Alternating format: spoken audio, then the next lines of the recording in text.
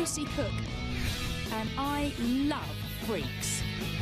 I am immune.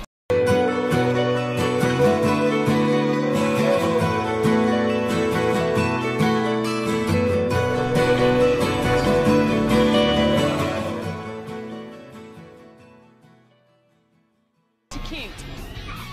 I do whatever it takes to seek out the world's strangest creatures. Ouch! Ow!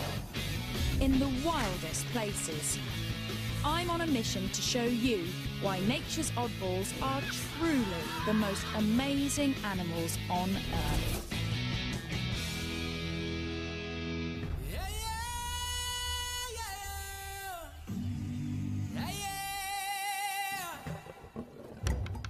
Every year, 8 million tourists flock to South Africa to catch a glimpse of the animal world's superstars. The so-called Big Five. But I don't see why they should get all the attention.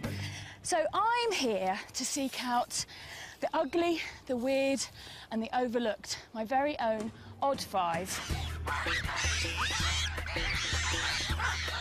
They're animals so bizarre that their strange looks and habits are getting them into trouble. Yet their freaky stories are rarely heard. Maybe that's because they've got some rather challenging personal habits.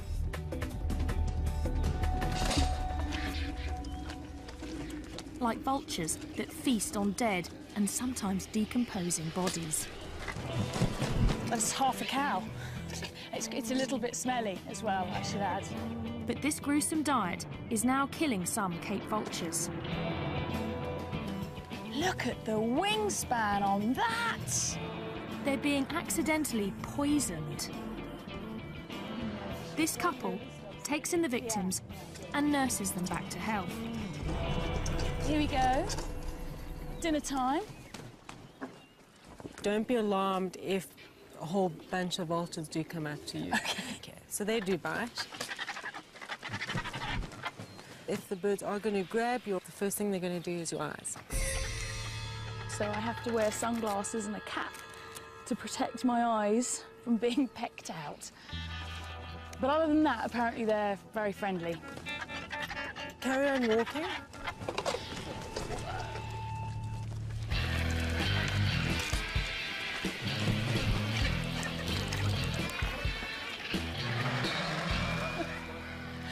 I love all the argy-bargy. Hissing and strutting and posturing. Just careful, careful, careful. Just had a finger. That is not for tea. Ayla over there, her speciality is to go in and quickly grab the liver. She loves the liver. Really? Just like Hannibal Lecter?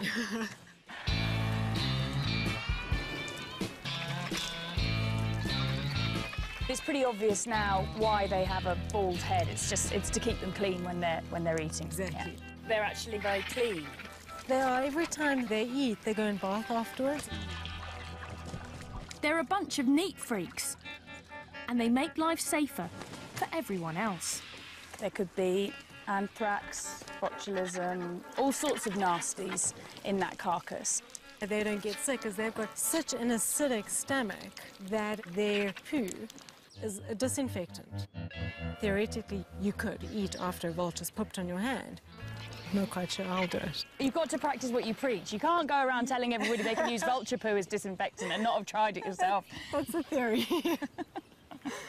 The bird's stomach acid counteracts natural poisons, but not man-made ones. And that's the problem for many of these birds. A lot of farmers lace carcasses with poison in the hope of getting rid of problem animals like jackals or caracals or cheetahs. And vultures are the ones that end up locating the carcass. Now, after 8 months of rehab, 2 lucky birds are ready to return to the wild. We're going to go and try and catch a vulture.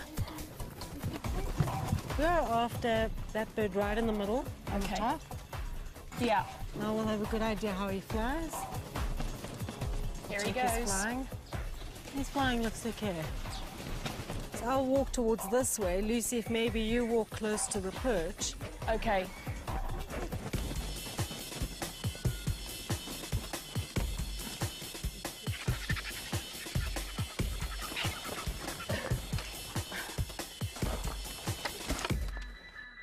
quite a small guy. Do you want to try and grab him? All right. From that way. That's okay. it, yeah. And the most important part is not to let go of the head.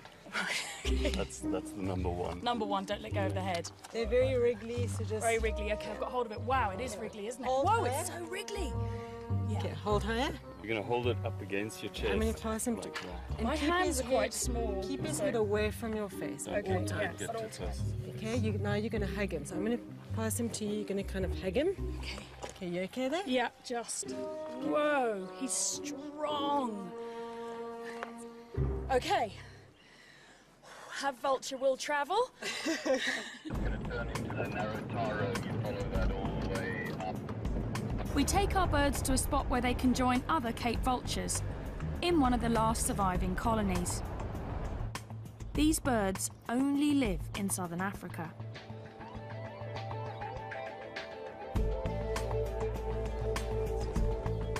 Let's give these birds their freedom then. Cool.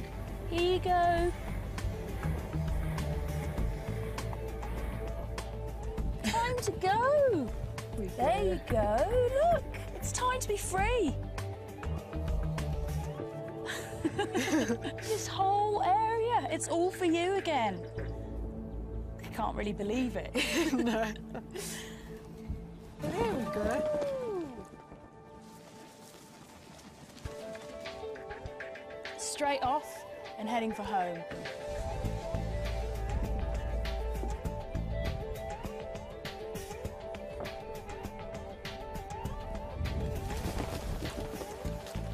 While many vultures nest in trees, Cape vultures are particular. He's heading straight for the cliffs. They only nest on high cliffs like these. And there's only one way I can see how they do it.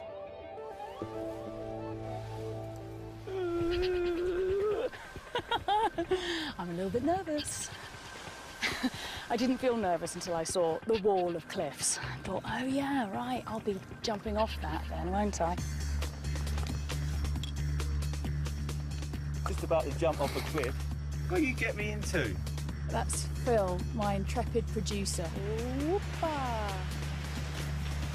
Whoa! Oh my word! Oh my god!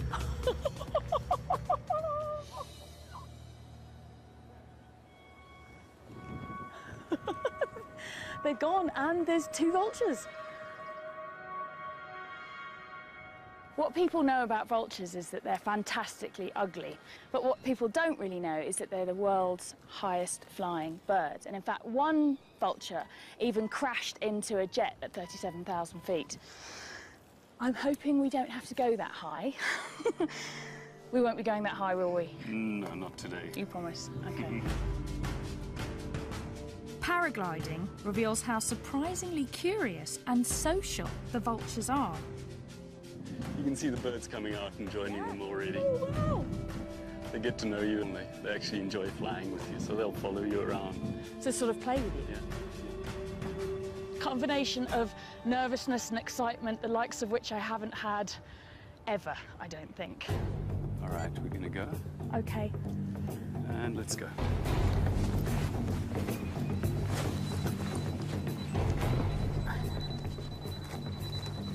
All right, and rotate. Run. Yeah.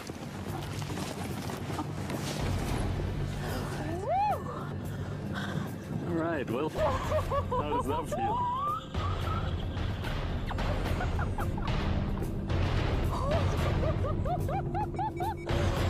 My knuckles are white.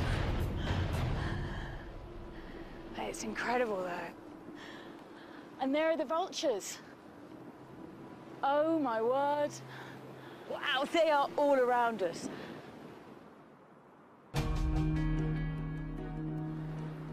And they do seem like they're hanging around with us, enjoying the ride.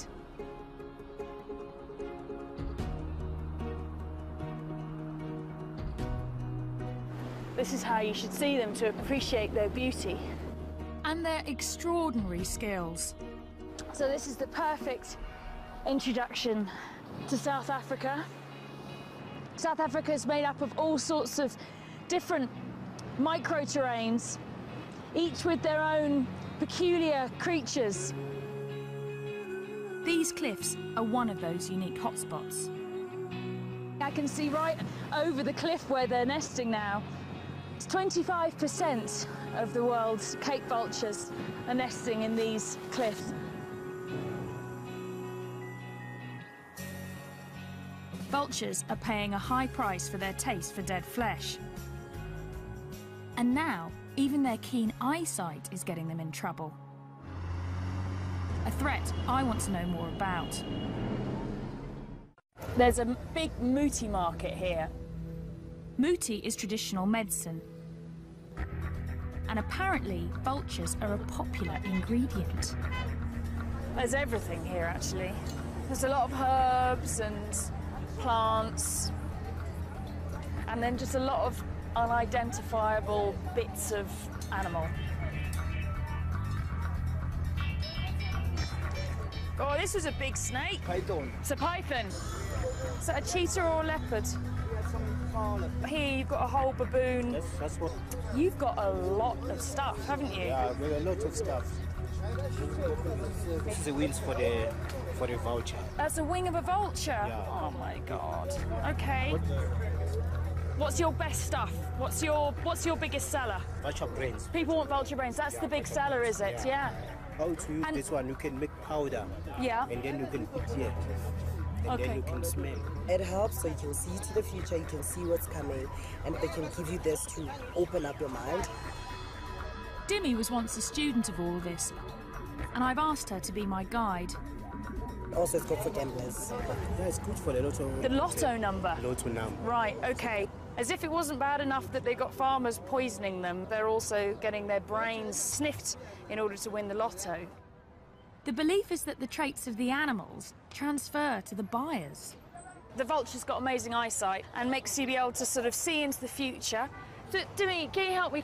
Does he understand that the vultures are endangered and that there's not many vultures left? Okay, ufungwazi ukuthi mhlambe ngevulture wangifana noma usala ngembuzi nge-A1. Yeah, I know. Yeah, it's true. But it's a business. Yeah. It worries him, but it's a business.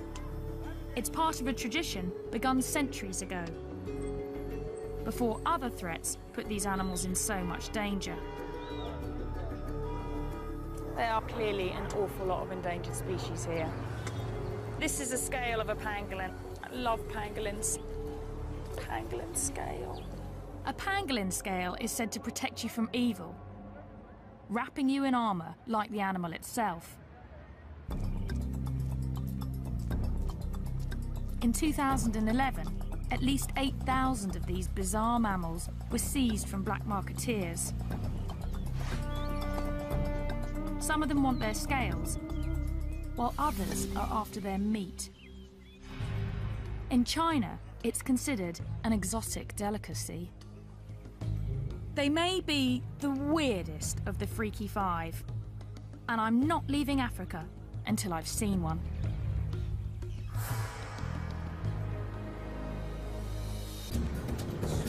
Finding a pangolin is turning out to be a real challenge. So I've been kidnapped by Louise Joubert. She's got my favourite animal.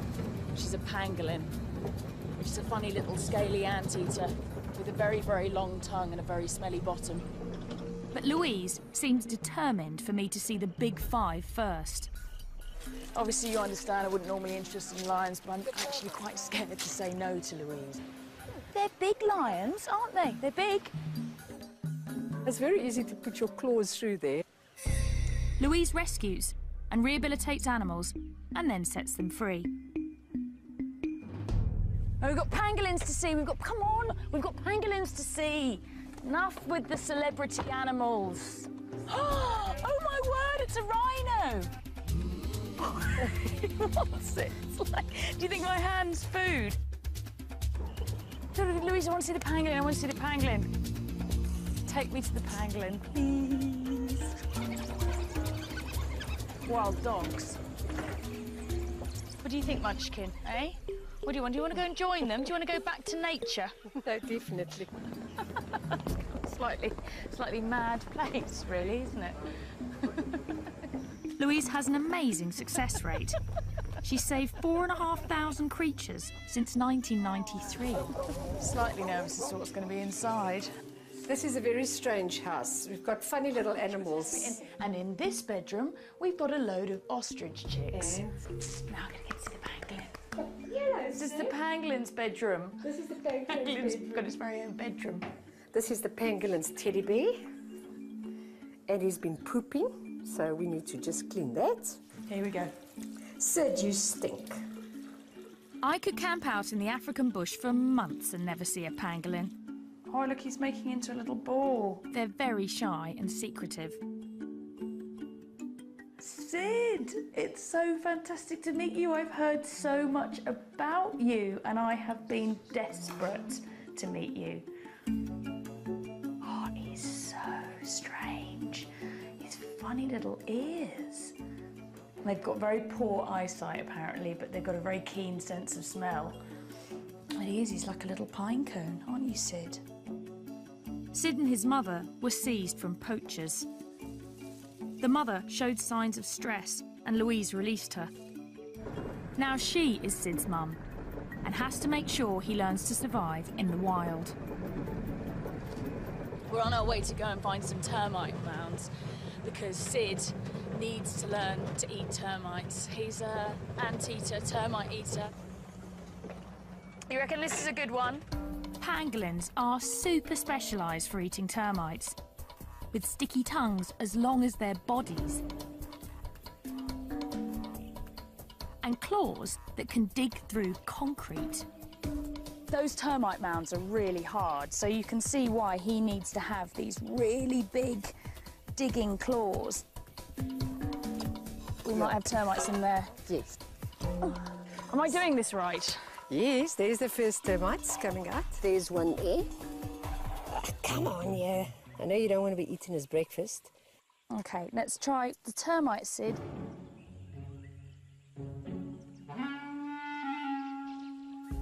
Come on, Sid, there's a termite.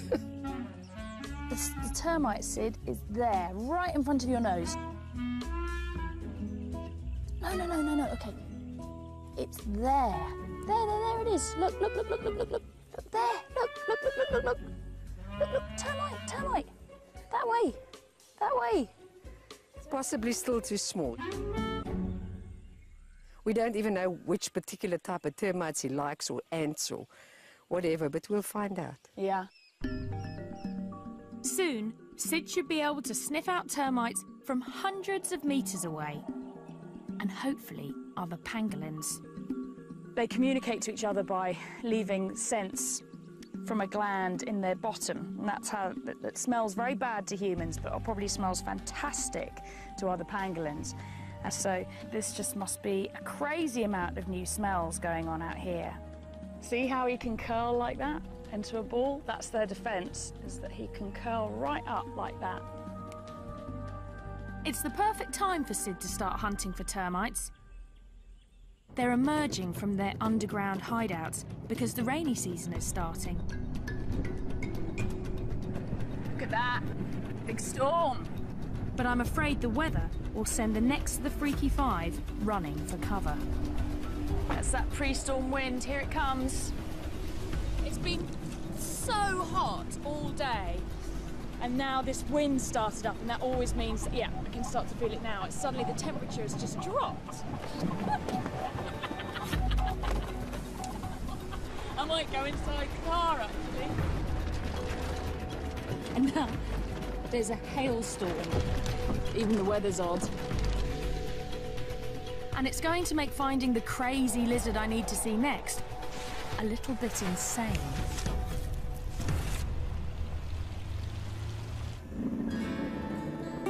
Let's go find some sun gazers. We've travelled in search of this incredibly rare lizard, and hardly anything is known about it, except for the fact it's called a sun gazer. That's a burrow. That's another burrow there. My guess is that means it likes to gaze at the sun. What? Oh, lightning! There's no sun gazers, but there's a lot of lightning. If we were looking for lightning gazers, we would have chosen the perfect day. Sun gazers sell for crazy sums on the illegal pet market. Rain! brain. And I want to see what's making them so popular and getting them into trouble. The lizard guys are here. I've got 3 experts to help me coax a sun gazer out of its hole. He's shivering. It's shivering shit. I know how you feel. Shivering, Lucky Lucy. Yeah, exactly. We can try and call them out, if you want. Do you do the call of the opposite sex? Yeah. You've got to have a very sexy call, haven't you, to get that sun gazer out of its hole today? It's coming out. No way.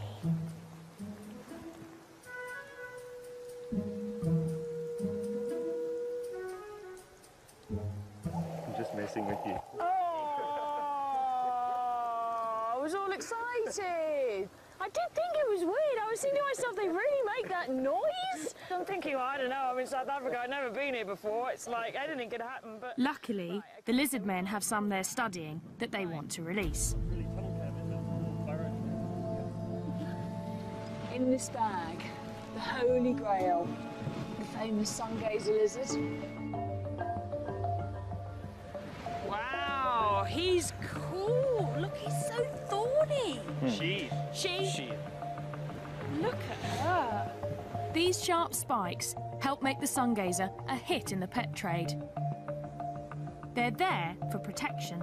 These spines, these are the occipital spines, and these are what they stick into the roof of their burrows, so they can't be dislodged. I see, so their defence is to sit in the burrow with the head down, the tail sticking out, and then if a meerkat or something comes along and tries to yank one out, these spines around the head yank on, and then they can't pull them out. Yeah.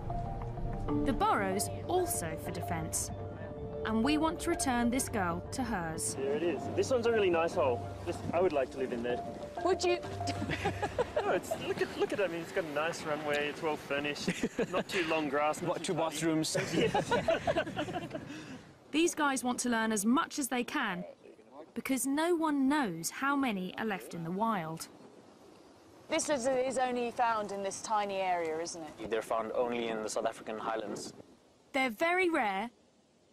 They look incredibly fierce, but they're really very passive and easy to handle. It's a recipe that some exotic pet owners can't resist. Look at these spines and look at these spikes. They're like living dragons, really. There's nothing else that looks like this. Apart from you this morning when you turned up with your hair, actually. You looked quite like you'd styled yourself like a sun gazer. You know, you say owners start looking like their pets. Then you start looking like your study animal after OK, well, listen, madam, you're going to go off and you're going to find yourself a boyfriend and make lots of little baby lizards. Go! On your marks. Get set. Go! Go on, girl.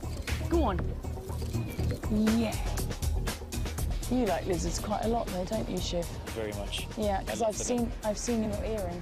Bit of a giveaway. Yeah. When you get into a project like this, you want to be the saviour, kind of. I think you'll be the saviour of the lizards. Well, I hope so.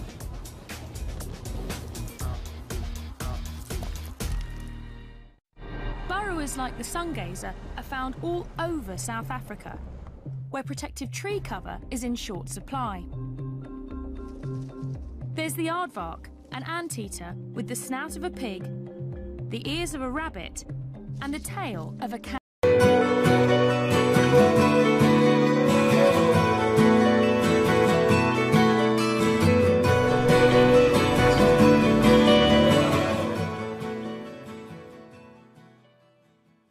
Kangaroo.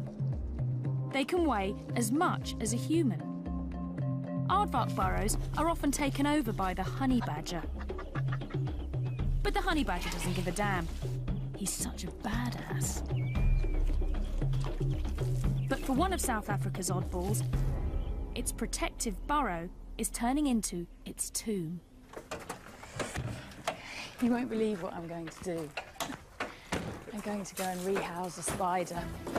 We need that. You need a big knife. We need a big knife. This is Donald. Donald Stridon. And Donald's the patron saint of this spider. We're going to do some aggressive research. Aggressive research? We're going to need the relevant equipment here.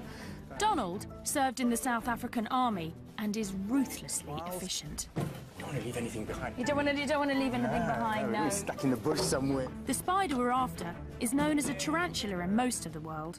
Here, it's called a baboon spider. We have water containers, yes, check. Let's take some weather monitoring equipment. Do you need gloves? We We need to get camera, GPS. We don't need gloves. Okay. Spider safari. Yeah. So these spiders, they only really live in this area around here. About 150-kilometer radius from where we are now, and that's it. The only place in the world that you find this spider. That's the problem. Throughout southern Africa, tiny areas are home to unique animals found there and nowhere else in the world. Like the sun gazer, the Cape vulture, and the golden brown baboon spider.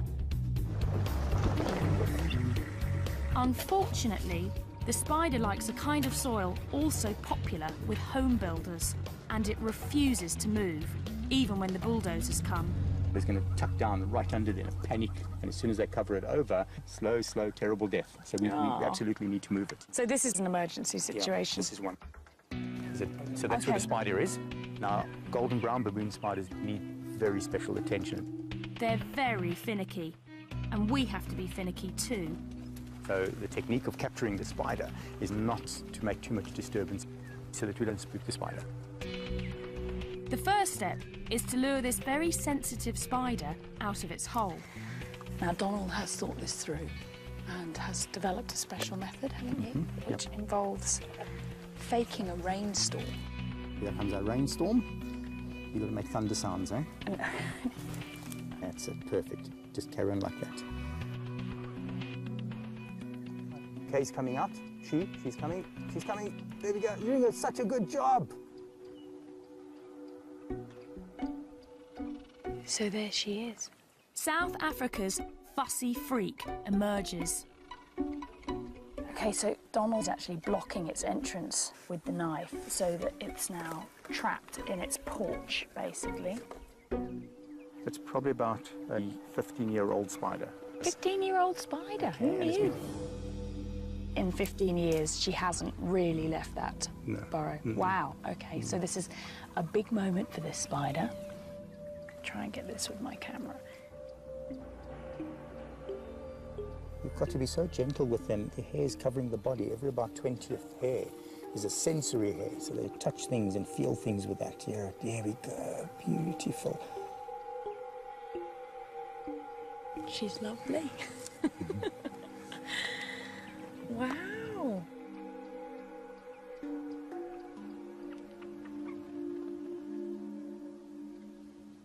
She's kind of on your hand already.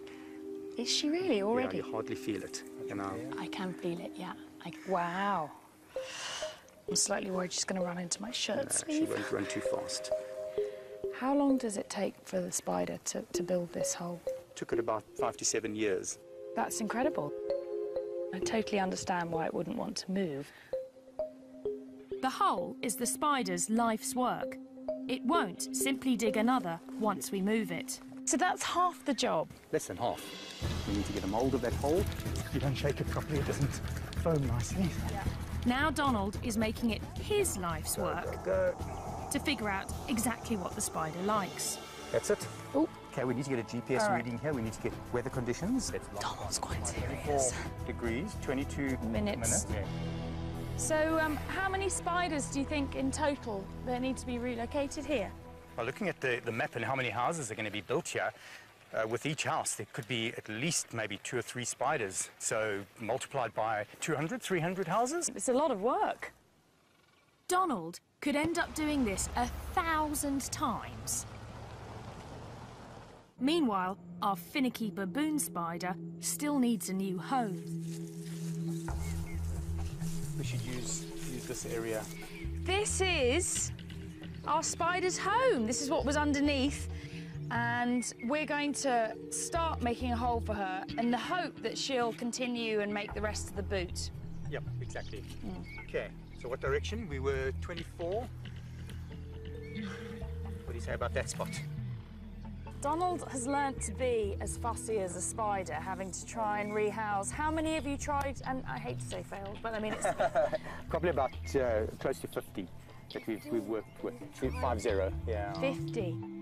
Of the 50 spiders, just one has accepted its new home. Right. We have a whole bunch here that we have in captivity. They're all waiting for homes. So until we find what the recipe is. And you've got to be very careful about what you're doing here, ma'am. Really? Lucy, yeah, you're scraping the hole wider and wider. That's no good. You see what you've done there? You've messed it. I have... Oh, my God, I've ruined it. So I have to start a new hole.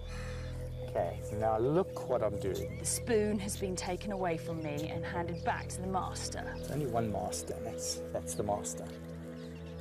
Such love. Would you like to do the honours? I would love to do the honours. So I'll just put it straight into your hand. Okay. She is a really beautiful spider, actually. Okay, so I'm going to try her face first. Yeah, let's see if she accepts it. New home. You just realise there's something there. There's something there. So you can just guide her. We'll have to guide her because it's not her home. Is she going to accept into it? Your hole. Hey, she's accepting it. Well done.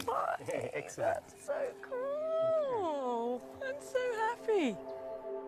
If all goes well, she'll be here for another decade, where her reclusive life won't get her into any trouble. Well, only another 999 to go.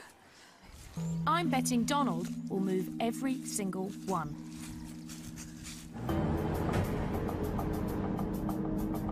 The spider would be helpless without Donald. But the last freaks on my safari help each other. And they're paying a steep price for it. They're bold creatures, far stronger and more agile than humans, with fangs longer than a leopard's. But it's the Chukma baboon's brain power that gets him in trouble.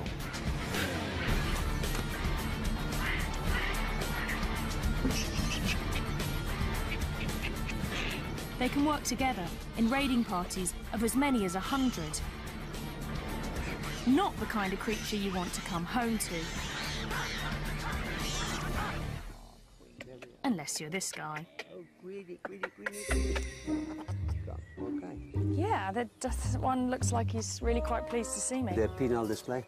Just go inside. Go inside? Yeah. Okay, all right. Hello, guys. Matthew and I are becoming friends, aren't we, Matthew? Yeah? You like what you see? When baboons clash with humans, Bob rescues them. You are a naughty baboon. Yeah, you are a naughty baboon. Yeah. I've only just met Bob, but he seems to be half baboon himself. I've been crapped on. Oh, God. Once you're back home, you're going to miss the smell. Really? Do you know what, Bob? I struggle to believe that. So where did these babies come from? Matthew had been saved from a tribal medicinal trade. Others were orphaned when their mothers were shot. They've had a narrow escape, haven't they? Today, many of Bob's baboons are supposed to go back to the wild. But it's something he's never tried to do before. I'm going to help relocate almost 20 baboons. It's an event Bob has worked towards for decades, as he's learned to forge rescued animals into one cohesive troop. It's a massive day for Bob today. Like a sort of baboon wizard, he's collected a group of unloved baboons that have all come from different horrific situations and rehabilitated them here. And today's the day that we're going to dart them and move them to their new enclosure. It's the final step before these exceptionally smart animals are released for good.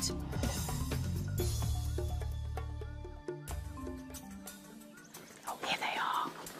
Wow.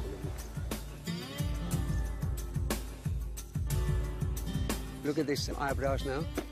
Yeah, his eyebrows are wagging up and down. Yeah, we believe that they are real psychological experts. Make eye contact and they can reach your soul. Scary prospect. And Baboons are very social, but creating a troop from scratch is not easy. You need the right mix. After years of trial and error, Bob's finally found it. Just recently, this group has come together to raise their newest member. There she's now there. You can see her there with a baby. You can see Daisy with a baby, yeah. When she came in, she was exactly the size of a baby. No, Yes. really? Yeah, now she's going to be... I want to cry. I was going to say, Bob. She's going to be released now with her own baby. Oh, that's amazing. It's going to be an intense day. Now we have to outsmart them. Easier said than done.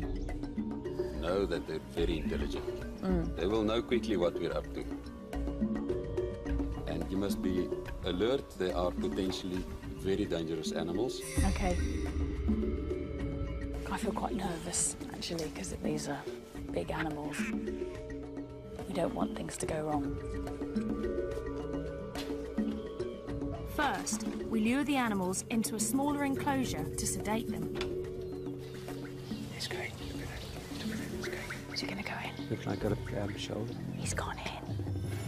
One of the lead males that we really wanted to get into the cage early on, we've got him in the cage. Then we get Daisy and the baby. Come on, two more, just two more. Two, okay. There you go. Got it? Yeah. Right. We've managed to get 8. We've got 8. Good.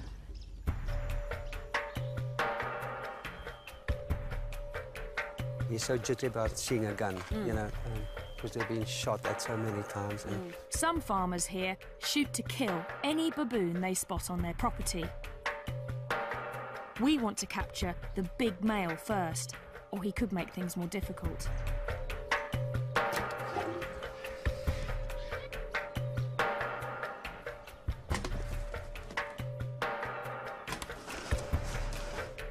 It's really tense.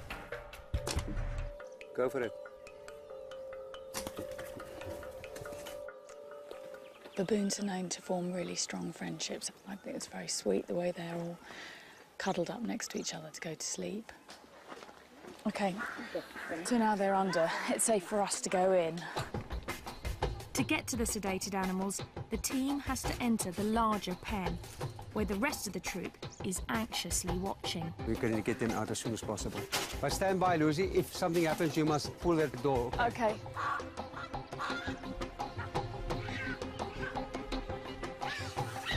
Hear that?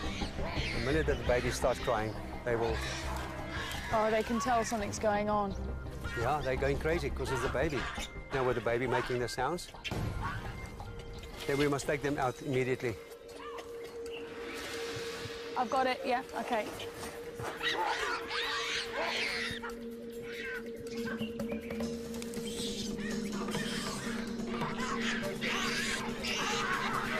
We take away their leader, and the troop really goes berserk.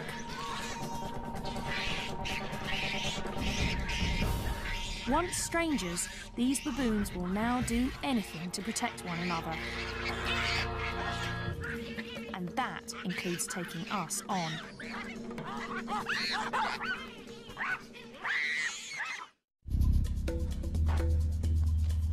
It takes half a day, but we manage to sedate the troop.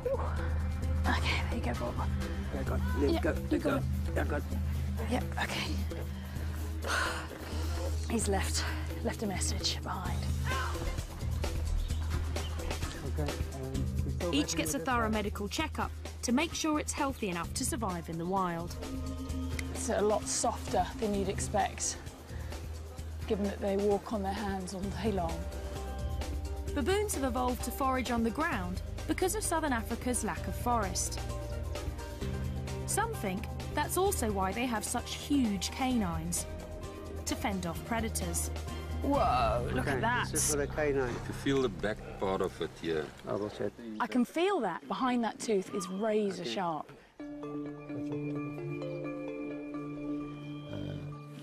Wow. Okay, can you hold it loose? Oh my word. You got? Yeah, I've got him, yeah. Okay. At last, they're ready to go. So we're putting the baboons in these boxes so that they can be easily transported to the site where we're going to release them. What's going on, eh? You and Mum are going to wake up somewhere completely new and then you're going to be wild. You're going to grow up to be a wild baboon. Yeah, that is... Okay, there we are. Right. Well done, first stage, all good. Bob has found the baboons a home on a nature reserve 80 kilometres from the nearest town. This is the new home. Have you chosen baboon heaven? Absolutely. This is the ultimate baboon habitat. Yeah. We need to make sure the baboons will stay together. So we'll first release them into a temporary, electrified enclosure. That's just so that they get used to this area and stay as a group. And then, after a couple of weeks, they'll turn the electricity off, build some bridges so that they can then expand beyond the fence, and then eventually the fences will come down and it'll just be them in the wilderness. Here comes the big boy. Look at them pulling in the pipe. The baboon's got hold of the pipe. 19 baboons in these boxes that would have died or led some horrible, grim existence as pets. And they are about to have their first taste of freedom. And everybody's very excited. No one here has ever done this before. We've got Daisy and the baby in here, and they're going to go in first. Are you guys ready? Yeah. Here comes Daisy, guys. Here comes Daisy. Woo! There she goes. They're kind of looking around like, what the hell happened there? 3, 2, 1.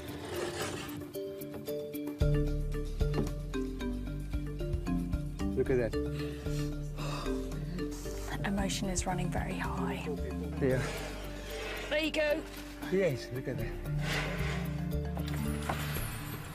These ones are lively. It's not just the humans who are emotional. The baboons in there can see that there are other baboons that are free on the other side, so it's all getting a lot more exciting now. Wait, there's a baboon coming. Ooh, very quick, very quick, quick, quick, quick. We released the entire troop without a hitch. 2 more happy customers. Well, almost the entire troop. He's not going quietly. We've got to get Matthew out. Whoa! Whoa! Are you ready, guys? This is the alpha. Look at that. He's the last one. The last one to go out. Yeah. Look at that side, Lucy. Look at them. They are all happy. They're really happy, aren't all they? the talking going on there. It's like the first step into the big world. Yeah. A new world for them, a new experience and freedom. Everybody thinks their society is based on aggression, but it just isn't, is it? It's not. It's about care.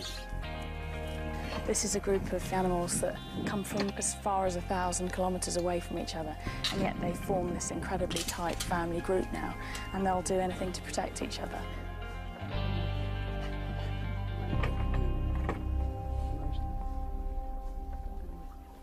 Oh, it's hard. You can't not be moved by this, can you? You know, it's like, it's an amazing, amazing moment. To survive in the bush, these baboons will need every bit of their extraordinary ingenuity. But here, they'll be far away from the human influence that turns their strange asset into a liability. Like the rest of South Africa's Freaky Five, their oddness works in this wilderness. And it's here we can see they're all as wonderful as they are weird.